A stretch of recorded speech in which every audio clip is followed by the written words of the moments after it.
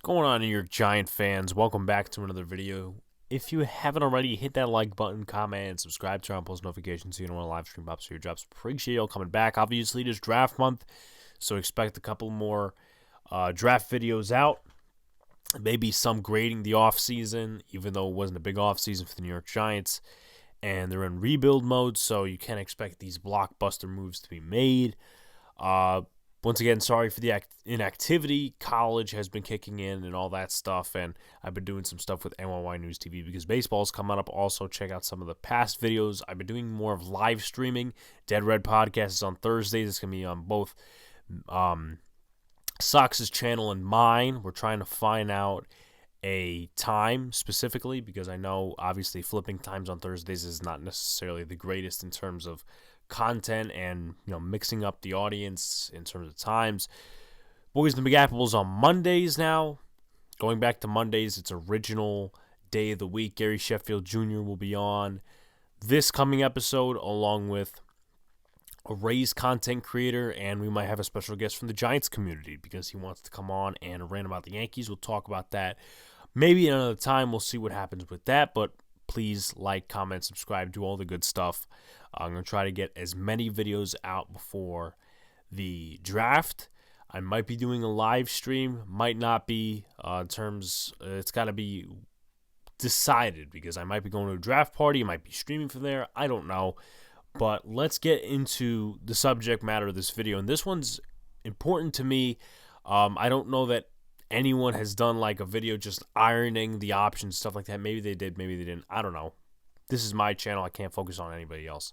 So, obviously, the New York Giants have 2 first-round picks this year, and there's a lot of options that they could go with those 2 picks. They could trade down. They could trade up. They could do, pick this guy, pick that guy, pick offense, pick defense, pick special teams if they fucking wanted to. I mean, I would be pissed. But the fan base, even though they have absolutely no idea who they're going to pick, and they have absolutely, no influence on whatsoever, the fan base will be the fan base, and I'm part of that fan base. So I'm going to give you my options. I'm going to give you what the Giants could do, some stuff that may be realistic. So let's get into it. So there is a lot of, let me just iron out the options within the first few picks. Now, obviously, Evan Neal could go 1. It might be Ika Makwanu now. Obviously, you can't rely on these mock drafts from Mel Kiper and Daniel Jeremiah because that's not really predicting how teams are going to go. We've seen this every year, and I understand mock drafts are for fun. That's why I do them, and I try to iron out the needs. That's why a lot of content creators do them. But relying on guys from NFL Network to do them, I mean, that's just But anyway, Evan Neal, in my opinion, is the best tackle in the class, though Ika Makwanu does show some elite athleticism. Obviously, the technique is not all the way there. Aiden Hutchinson, honestly, seems to be the only lock inside the top 4 at this point. Maybe he goes first overall. Maybe he stays in Michigan, goes to the Detroit Lions. Maybe he falls. Kyle Hamilton's another option. I know a lot of Giant fans don't want to hear that name. Kayvon Thibodeau obviously has been more hyped up of recently because there's rumors that he might fall out of the top 5, top 3. So just overall, the options within the first few picks, I jotted down some names. Ahmad Gardner, Kyle Hamilton, Evan Neal, Ika Makwanu, Charles Cross, Kayvon Thibodeau, George Karlaftis, Trayvon Walker, Jermaine Johnson, Tyler Linderbaum.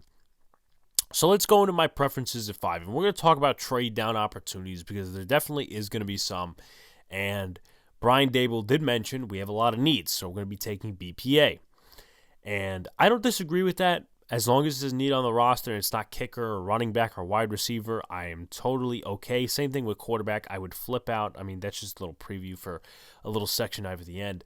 However, once again, if they have a lot of needs, they definitely could trade back. That's going to be another topic in this video.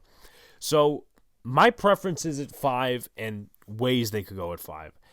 For some reason, I've had this aura, this feeling, despite one thing, I'll mention that thing in a minute, that the Giants are not going to take a defensive end. Now, they could go BPA once again if a Thibodeau is there or if for some reason Aiden Hutchinson falls. I think that would be a definite steal for them. I think they would take one of those two players, but I don't see the New York Giants, despite what I think, I don't see the New York Giants attacking the edge position like that, getting a number one guy in the top 5 that realistically is like a Thibodeau or an Aiden Hutchinson who could be a refined number one pass rusher.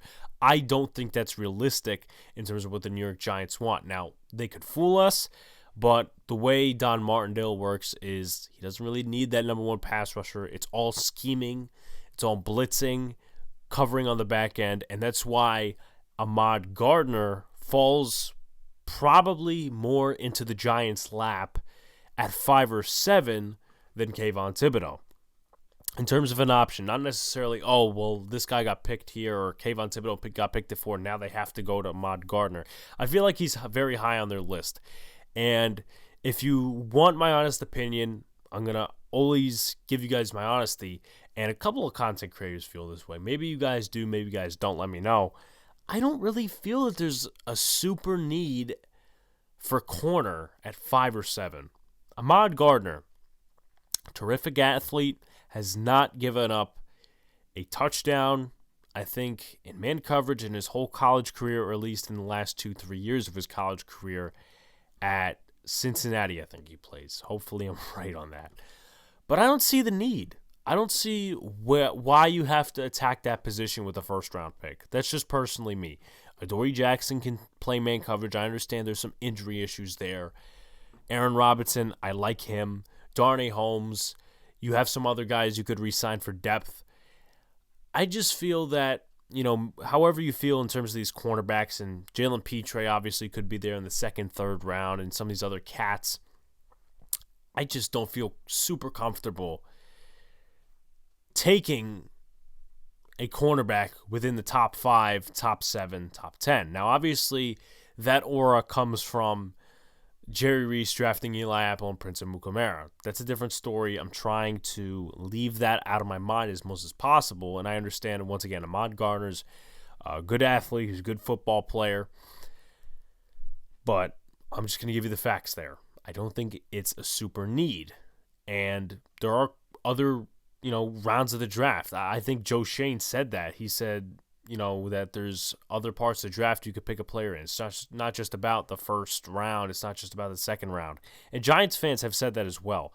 But just to be real, and I understand the philosophy of where they want to go in terms of picking possibly Ahmad Gardner at 5 or 7, in terms of the man corner, in terms of just locking down that secondary. But I'm starting to accept it as reality, as something they might do. Do I agree with it 100%? No, but I will follow the process because it's, for me, I've been numb to losing for the last couple of years with this franchise, so I'm not going to make a super yay verdict or super you suck verdict. I'm not going to do that. I'm going to wait because obviously the losing has got to me that way. So there's my thoughts on Ahmad Gardner and possibly picking him 5 or 7. Now, Kyle Hamilton, obviously this is the whole debate about positional value. Let me skip to also Tyler Linderbaum because he falls into this whole thing of positional value as well. I think, honestly, positional value can be used as a tool sometimes, and I think it's also bullshit sometimes because let's square off to the 7th pick for a second. Let's look at Tyler Linderbaum. I've said this on Twitter. I've said it over and over again. Now, people claim that he's a generational center. I would take him at 7. Here's why. People are saying, oh, well, you don't take a center in the top 10. You have to wait till the 2nd round. You have to wait till the end of the 1st round. No. I don't get that mentality. I never did, and I probably never will. The center is like a catcher in baseball. The center calls out the protections for the quarterback. And then you have the catcher who calls the game for the pitcher. If you screw up the protections, then your quarterback gets sacked. He gets stripped. Something bad happens. And it's not going to be good. if you have a catcher like Gary Sanchez or some of these other cats, that are not great catchers across the league, and they just guess when they tell the pitcher the type of pitch they want to throw, it might go into center field as a leadoff home run or something like that, or a grand slam. So I think a lot of people look and say, well, tackle, you could definitely take in the top 5, but center, you can't. I think that's overlooked. And I think you could really look at it the same as interior. And I understand maybe some don't consider Linderbaum, the best player, in terms of interior offensive lineman, whatever the case may be. But if you value Linderbaum as the top center and a must pick for the Giants, but you don't value him inside the top 10, I think there's a little bit of a problem there. That's just my personal opinion. Once again, I may be an old fuck. I may be just talking out my rear, but that's just how I feel. I think center is more important than people realize. And I think offensive line overall is more important than people realize, because interior is extremely important. With tackles, that's important. It's definitely important. Andrew Thomas was a good pick, at least right now. Interior, the way I look at interior, has been one of the Giants' needs the last couple of years. They've been patching it up with Band-Aid solutions. Really hasn't worked. But you, as a mobile quarterback or as a quarterback that can thrift through the pocket, if a tackle gives up a pressure, whether it's inside or just outside, and he tries to wash him around, a quarterback can move. But if it comes from the interior, you're fucked. You're screwed. So that's why you have to make important decisions as to why, or, trying to justify why you would take this guy or that guy in the interior O-line rather than another guy. And also, that goes to the argument of offensive tackle, which we'll get into a little bit. But that's really my thing and my thought process on the offensive line, Tyler Linderbaum, stuff like that. I don't mean to overstate things. This might actually be a long video now that we haven't gotten into some couple things, but stay tuned. All good stuff. Anyway, in terms of defensive end, George Karlaftis or Kayvon Thibodeau, Karlaftis I feel would fit Martindale's scheme. He's good against the RPO and stuff like that. I know there's been some flip-flops. Trayvon Walker's moving up. Jermaine Johnson's moving up. I like Jermaine Johnson. I do. He was the only guy that really gave Ika Mekwonu trouble this past season, and he's very good at his craft.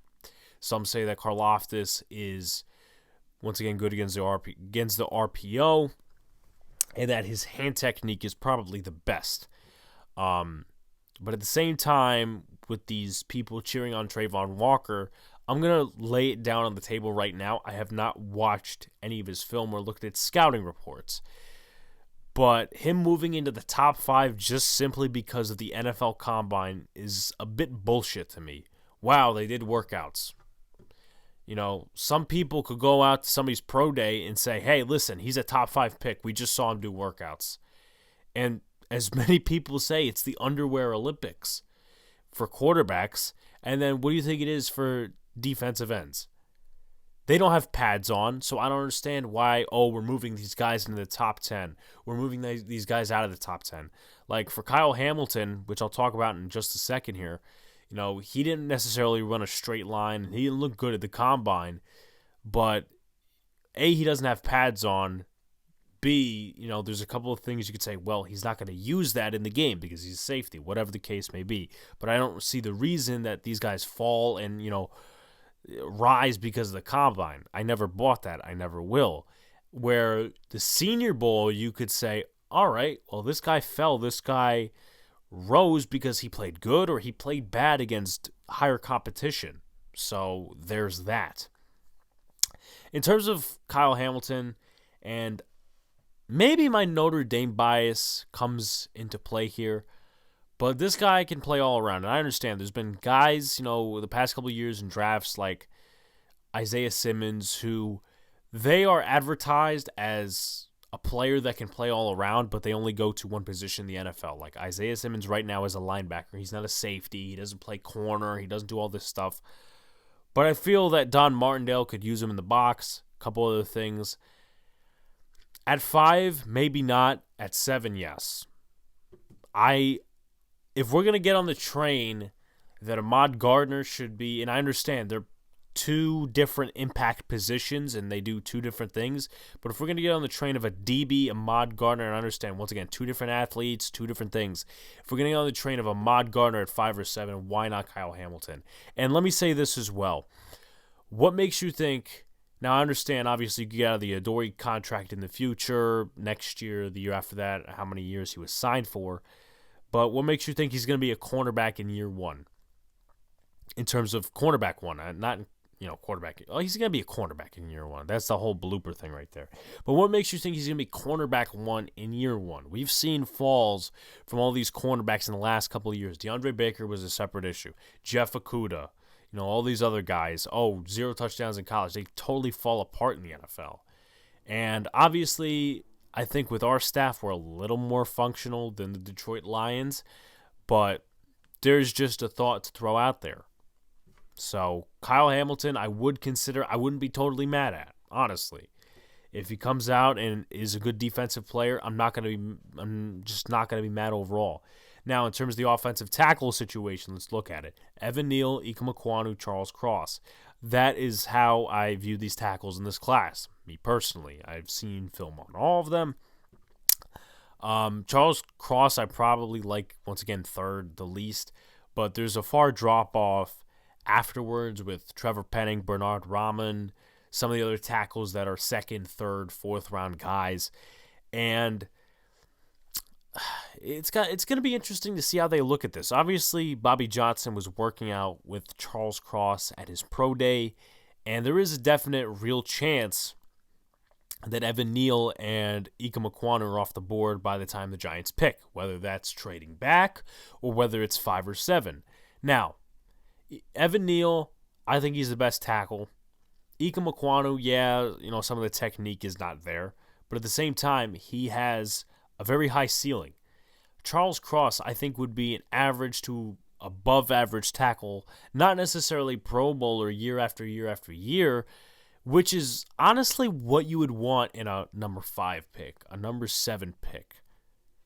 And that's why there's hesitation there, probably from some fans, and I will mention fans, and I understand, they don't have any influence.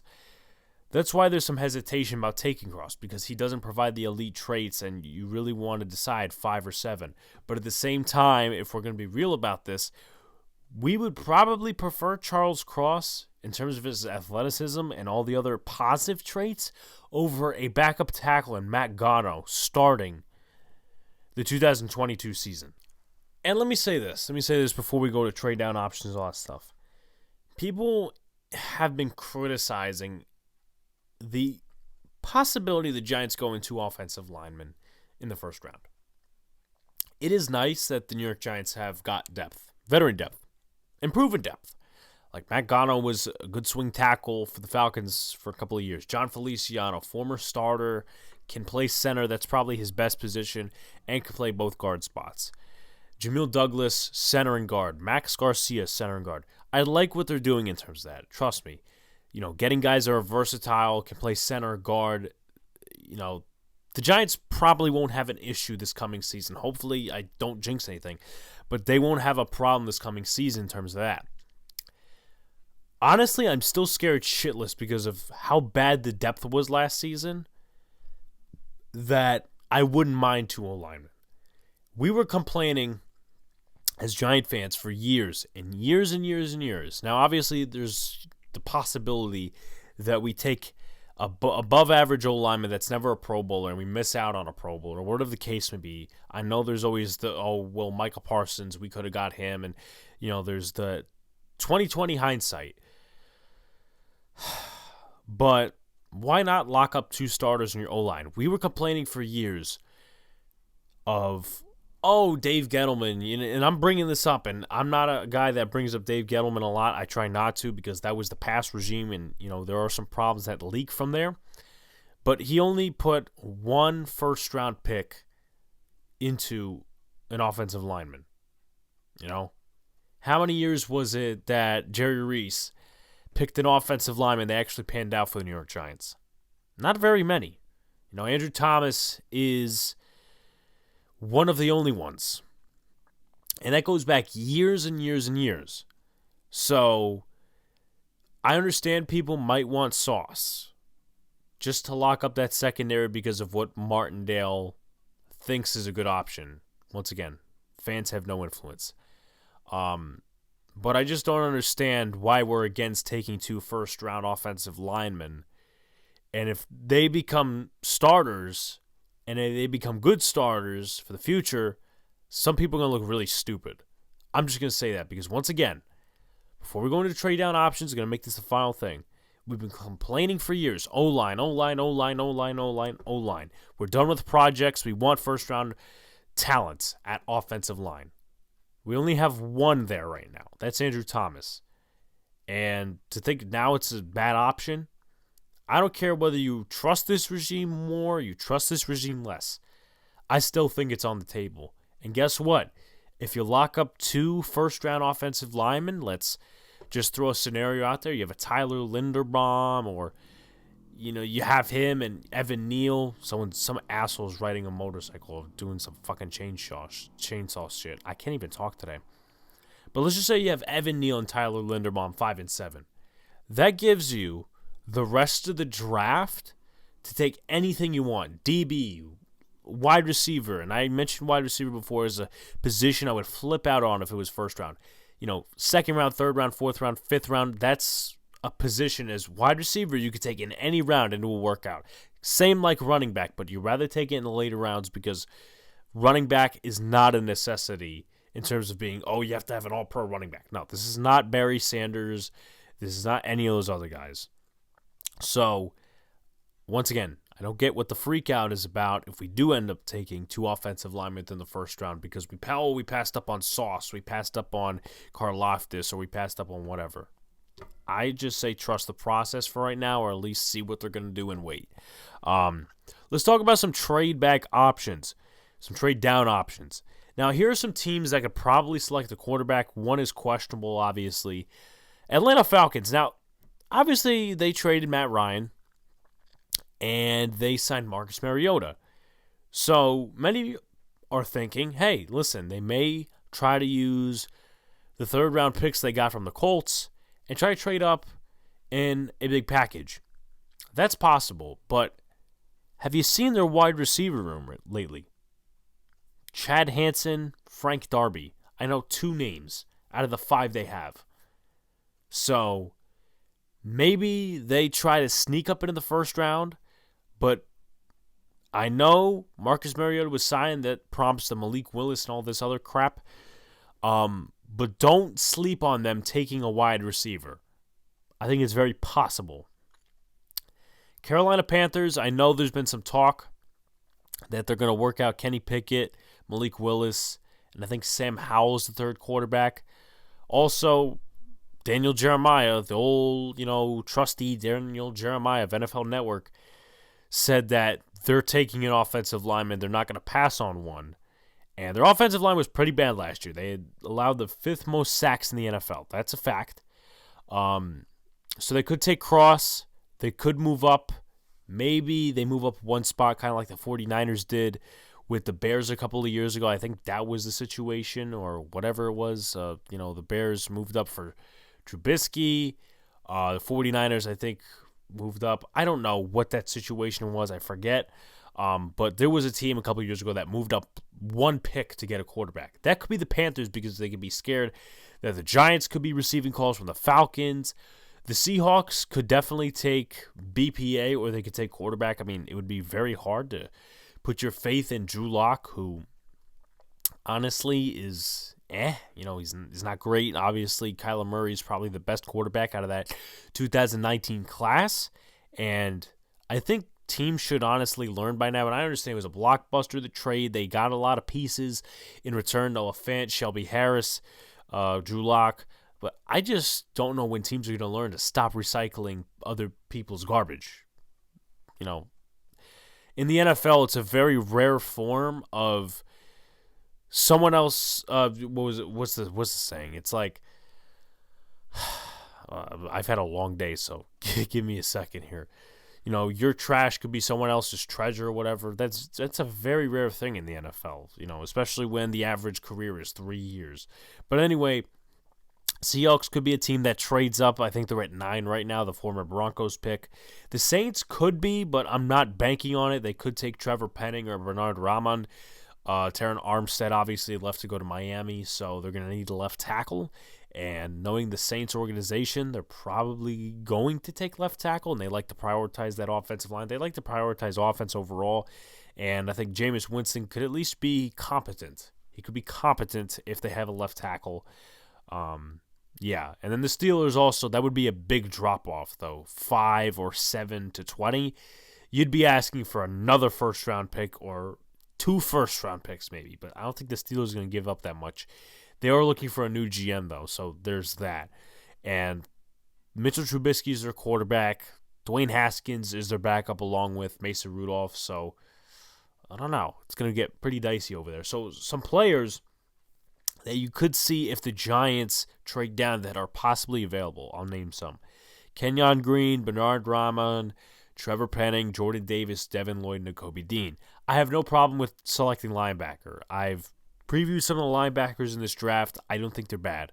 Devin Lloyd, Nakobe Dean, as long as it's not in the top 5, top 10, and I understand I'm kind of being contradictory because of the positional value statement, I think those guys would be good on the Giants.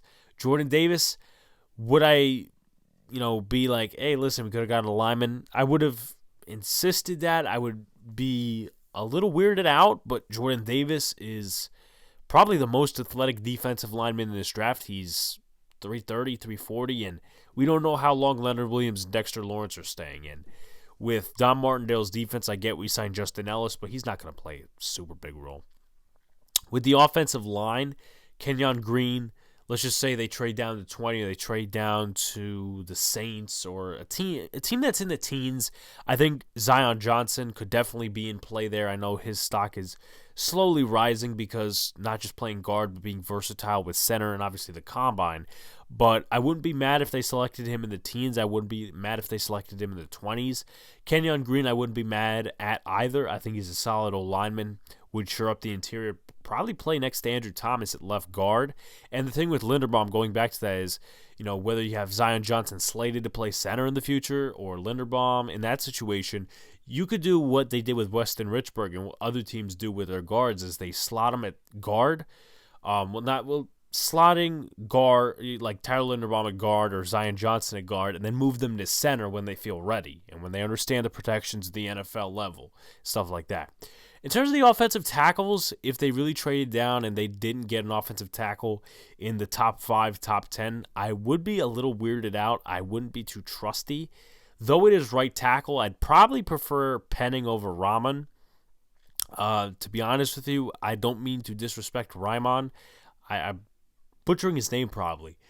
However, he just looks like 2021 Nate Solder 2.0 to me. He does have more weight, obviously, probably more athleticism, but I just feel he just reminds me of Nate Solder for some reason. I don't know why. He gives me bad vibes. Trevor Penning, that's the nastiness you want in an offensive lineman. But the things he's going to have to get better at the next level, the grabbing, getting pushed back, the high pad level, and hopefully he doesn't throw defensive linemen into the legs of the quarterback. That would be very, very bad. However, what would make Giants fans feel better is that it would be on the right side. It wouldn't be on the left side. It would be on the right side. So if he struggles at first, it's going to be on the right side, not the left side where it's the blind side and Daniel's getting strip sacked or Tyrod's getting strip sacked, whoever the starter may be. So in terms of options, I would prefer Zion Johnson, Kenyon Green, Trevor Penning down at that level. And I'm talking 20s. Also the linebackers as well. So one more thing before we go. I know this video has been very long for you guys. Just wanted to get out a very lengthy video. Where would I flip out in the first round in terms of who's picked? Running back. There's no running back that's generational or worth a first-round pick. So there's that. Wide receiver, if they select a first-round wide receiver, I'm not going to be happy because I feel like that's a position you can get in almost any round. Second, third, fourth, fifth, sixth, maybe seventh if you're lucky. Also UDFA if you want to develop a UDFA. But I understand some of these guys are great. Olave, Garrett Wilson, Drake London, some of the other cats. I would not be happy because that's probably the least of our needs at this moment. I understand the depth purposes, but not a fan. would absolutely flip. Same with quarterback. I understand that a lot of people are done with Daniel Jones. Listen, I've said time and time over again, he's not the future, but I would wait till next year, especially if they trade down. If they trade down, you could use 2 of those picks to go get a quarterback next year. CJ Stroud and Malik Willis. Once again, you could talk about competition. You could talk about these other things with Malik Willis, Kenny Pickett. This is just not the quarterback draft you want to go out and select a quarterback in, because the Giants did that in 2019, and look where we are right now.